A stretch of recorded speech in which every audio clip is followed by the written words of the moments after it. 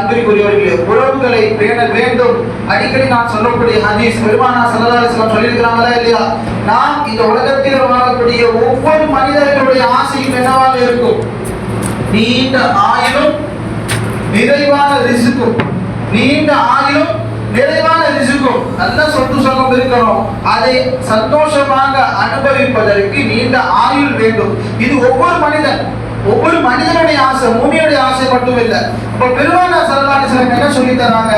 உனக்கு நீண்ட ஆயுளும் நிறைவான ரிஸ்கும் வேண்டுமா? மன் அராத அய்யுப்ஸத லஹு ஃபீ ரிஸ்கி வ யுன்ஸா லஹு ஃபீ அஸ்ரிஹி ஃபல்யஸில் ரஹிமஹு. அவன் தன்னுடைய உறவினர்களோடு சேர்ந்து வாழட்டும்.